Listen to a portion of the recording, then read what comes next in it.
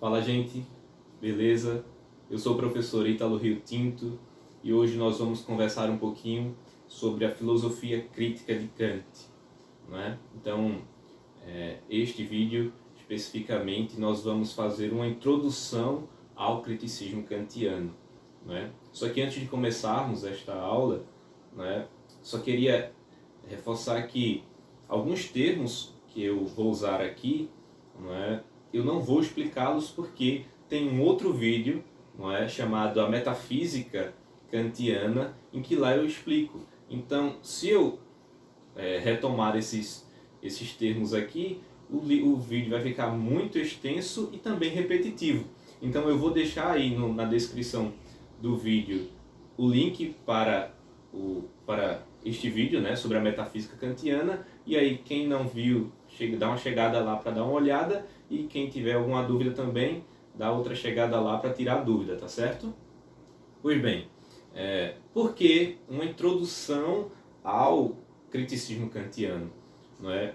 Porque a gente não consegue desenvolver bem, entender bem o pensamento kantiano se nós não trilharmos o caminho inicial do seu pensamento. Não é? É preciso dar os primeiros passos junto com Kant para poder compreender o que é que ele quer dizer e o que é que ele busca desenvolver na sua filosofia. Não é? Por isso que neste vídeo nós vamos tentar entender um pouquinho o pensamento kantiano. Né? Bem, Immanuel Kant é um filósofo alemão, né? Nascido em 1724 e falecido em 1804, né? E o pensamento dele ele pode ser dividido em duas fases, né? Essa divisão é didática, né? Uma divisão didática. A primeira fase é chamada de fase pré-crítica e a segunda fase é chamada de fase crítica, né? Vale também considerar algo muito importante. As obras de Kant têm uma qualidade erudita muito peculiar, né? É um estilo literário único que conta com um rigor metodológico e filosófico extraordinário. Na verdade o pensamento, a vida de Kant ela é muito metodológica, né? Contam até uma história de que ele era apaixonado por uma mulher, né? E aí eles decidiram casar. E aí, antes de casar, ele decidiu pegar um papel e fazer umas contas para saber se o que ele ganhava como professor universitário era suficiente para que ele vivesse bem, tivesse uma vida confortável com a mulher. Né? E aí ele viu que não ia dar muito certo. Então ele desistiu de casar e também sumiu, desistiu também do relacionamento com ela. Né? É claro, uma história, né? Mas é só justificar porque, de fato, o pensamento kantiano é extremamente metodológico. Né? E é talvez por isso que as suas obras sejam tidas como de difícil compreensão.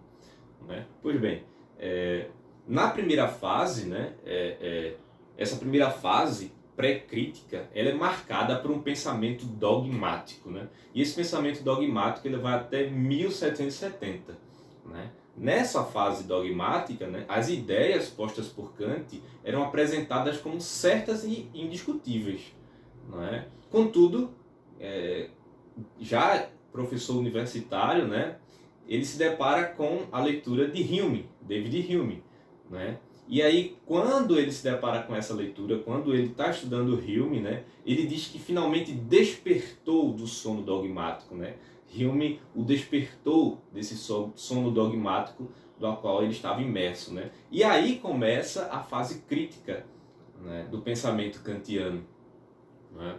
Então, Kant vai criticar os empiristas, né, porque eles afirmam que tudo que conhecemos vem dos sentidos, e também vai criticar os racionalistas, que afirmavam que tudo que o homem pensa provém dele mesmo. Né? Nós vamos aprofundar isso um pouquinho mais para frente, né? Essa relação dos empiristas e racionalistas na concepção kantiana. Né? Então, é a partir disso, né, que Kant funda uma nova teoria do conhecimento. Essa nova teoria do conhecimento é chamada de idealismo transcendental. Igualmente a isso, né, ele funda o criticismo. O que é o criticismo? O criticismo é uma corrente crítica do saber filosófico que busca delimitar os limites do conhecimento humano. Então, Kant coloca a razão num tribunal para saber o que é possível ou não de conhecer, criticando assim as ideias metafísicas dadas pela razão. Mas por que idealismo transcendental? O que é o idealismo transcendental? O idealismo transcendental é propriamente a busca das condições da possibilidade do conhecimento do sujeito. Como o sujeito vai conhecer? Quais as condições de possibilidade do conhecimento? E é interessante aqui porque Kant faz uma distinção bem clara do que é transcendental e do que é transcendente. Isso é fundamental. Kant considera que transcendental são as condições de possibilidade do conhecimento. Ou seja, é tudo aquilo que é possível de conhecer.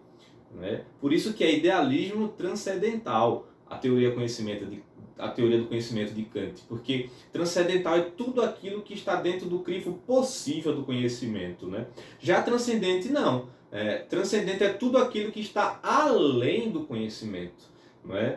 Ou seja, além da possibilidade de conhecer. E aí a gente pode entrar Deus e a imortalidade da alma.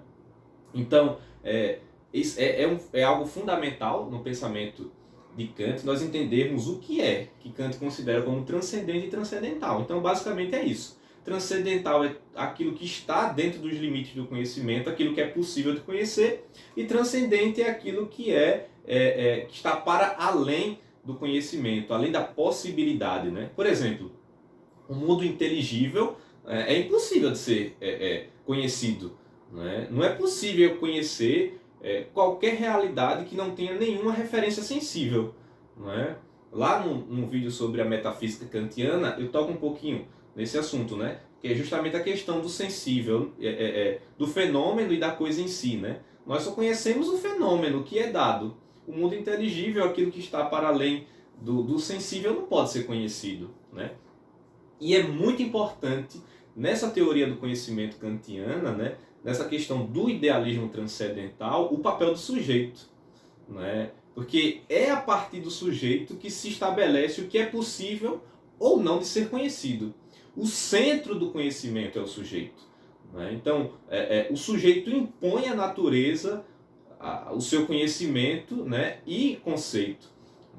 Há um filósofo contemporâneo norte-americano, Richard Rorty, que vai fazer uma crítica muito ferrenha a essa questão da concepção da filosofia kantiana e tudo que se desenvolveu ao longo da história da filosofia. Que ele vai dizer que não é o homem que impõe à natureza o conhecimento e o conceito.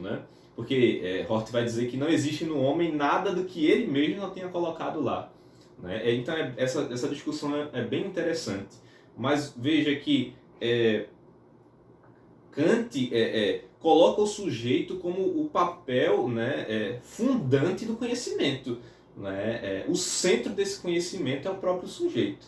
E isso é extremamente importante para nós entendermos um pouquinho a filosofia kantiana. Então, o saber só é possível ao homem enquanto ser racional.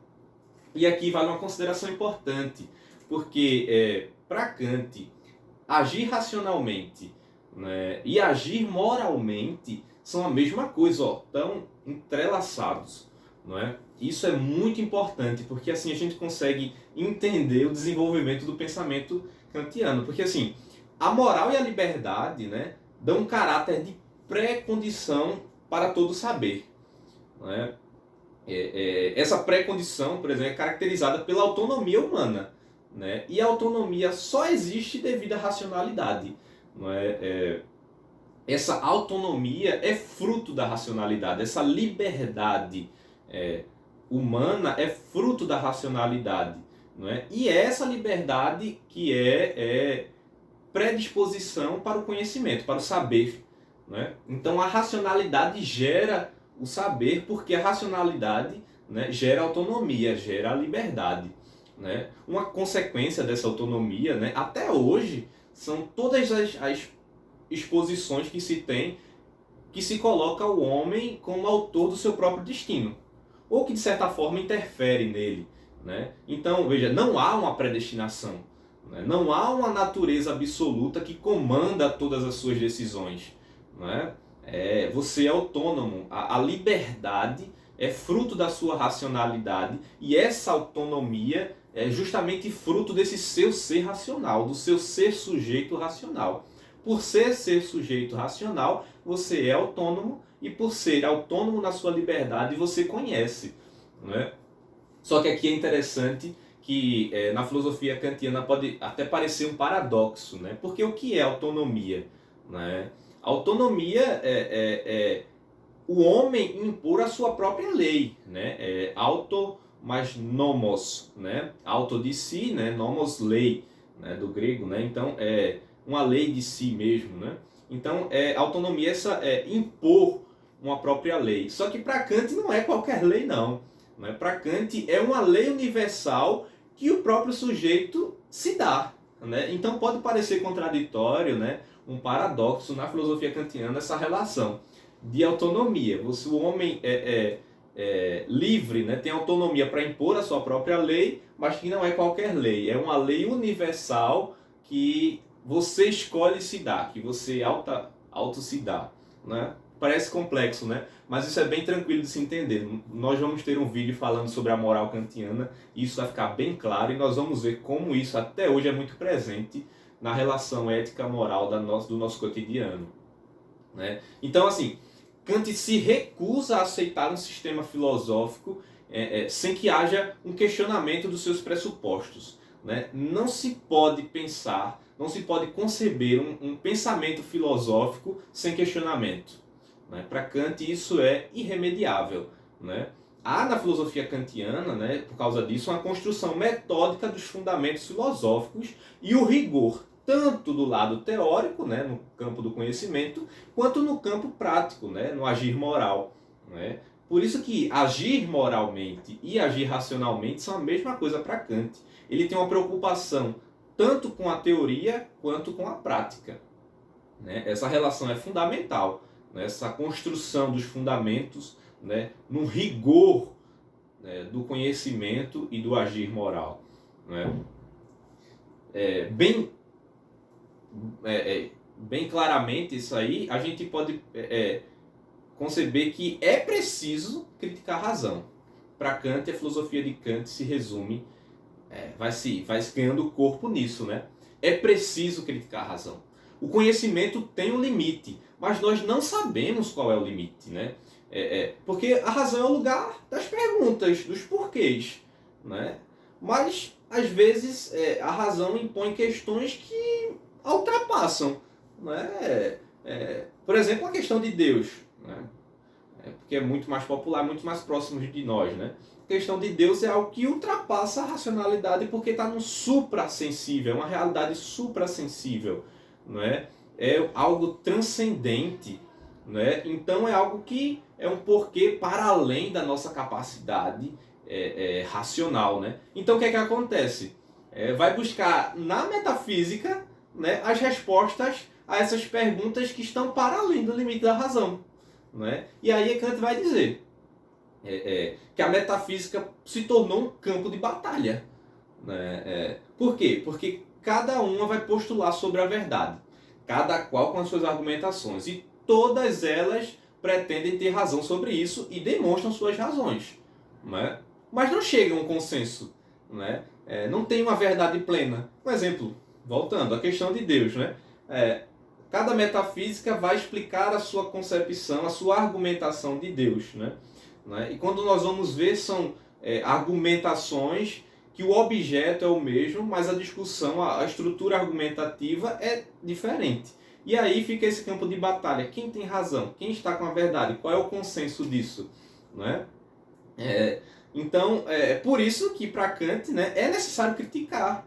Não é? Porque os erros da razão só podem ser sanados pela crítica posta no interior dessa razão. Não é? Porque tudo que há de erro na razão, não é, só pode ser resolvido quando se coloca essa razão dentro de um tribunal, não é? Dentro desse questionamento, dentro desse crivo crítico, né? Portanto, é preciso fundamentar a razão a partir da crítica, né? Assim, Kant instaura, né, o tribunal da crítica da razão pura. É aqui que são determinadas as pretensões legítimas da razão e destituídas as pretensões infundadas dessa razão. Por exemplo, um exemplo bem claro, né? Eu penso A e penso B. Não é? Então eu paro e vou colocar esses dois pensamentos, A e B, né, dentro do crivo crítico. Não é? E aí eu coloco A está dentro da minha capacidade racional, eu consigo compreender as dimensões de A dentro da minha dimensão racional, dentro dos limites que a razão me propõe. Eu consigo compreender A? Sim. Então aqui é um pensamento legítimo. Então aqui eu determino, né, a legitimidade do pensamento. E aí chega o B, né? B está numa relação suprassensível. B ultrapassa as relações dos limites da razão. Né? Então B tem de ser destituída. Por quê? B está para além do que eu posso conhecer. Né? Então, aqui está o que deve ser, o que deve ser determinado e o que deve ser destituído a partir dessa crítica. E eu só consigo fazer essa distinção quando eu coloco o que eu sei, né, o que eu estou pretendendo conhecer, os conceitos que eu determino dentro deste tribunal. Né? Então, ou seja, a razão vai ser o tribunal de si mesma. Nesse tribunal, ela é réu e juiz. Né? É por isso que quando se fala do criticismo kantiano, né, a gente fala de um tribunal crítico da razão pura. Né? Porque nesse tribunal a razão ela é réu e juiz ao mesmo tempo. Né? Ela acusa e é acusada. Né? É por isso que dentro disso a crítica deve ser o tribunal de todos os saberes para Kant. Então, o criticismo kantiano é isso. Todo saber, todos os saberes humanos, tudo que é possível conhecer deve passar pelo crivo da crítica. Por quê? Porque é a partir da crítica que nós podemos postular, de fato, o que a gente pode conhecer e o que a gente não pode conhecer. O que se pode investigar e o que não se pode investigar. Então, basicamente isso. O criticismo kantiano é essa dinâmica de impor os limites da razão, colocar a razão dentro de um tribunal e se postular. O sujeito como centro, né, desse conhecimento e a razão, né, postular o que é que eu posso e o que eu não posso conhecer. Tudo certinho? Espero que tenha ficado claro. A gente vai trabalhar mais um pouquinho isso aí e vai desenvolver o pensamento filosófico kantiano. Qualquer dúvida, questionamento, chega aí, pergunta. Se eu não souber, busco a resposta e a gente tenta solucionar. Beleza?